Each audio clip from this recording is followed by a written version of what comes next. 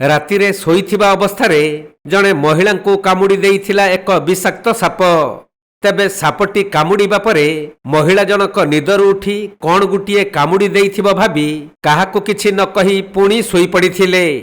ହେଲେ କିଛି ସମୟ ପରେ ତାଙ୍କ ଅବସ୍ଥା ଗୁରୁତର ହେବାରୁ ପରିବାର ଲୋକମାନେ ତାଙ୍କୁ ମେଡିକାଲକୁ ଆଣିଥିବା ବେଳେ ଚିକିତ୍ସାଧୀନ ଅବସ୍ଥାରେ ମହିଳାଙ୍କର ମୃତ୍ୟୁ ହୋଇଛି। ମୃତ ମହିଳା ଜଣକ ହେଉଛନ୍ତି କେନ୍ଦୁଝର ଜିଲ୍ଲା ଚମ୍ପୁଆ ଥାନା ଅନ୍ତର୍ଗତ ରଜିଆ ଗ୍ରାମର ହେମନ୍ତ ଗିରିଙ୍କ ସ୍ତ୍ରୀ ଗୁଲାବ ଗିରି।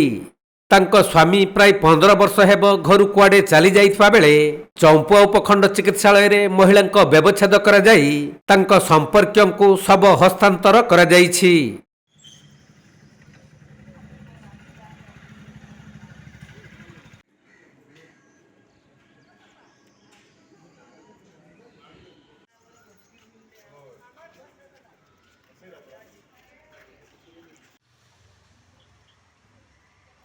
କେନ୍ଦୁଝର ଜିଲ୍ଲାରୁ ଦୀପେଶ କୁମାର ବେହେରାଙ୍କ ରିପୋର୍ଟ, କୋଣାର୍କ ଲାଇଭ୍।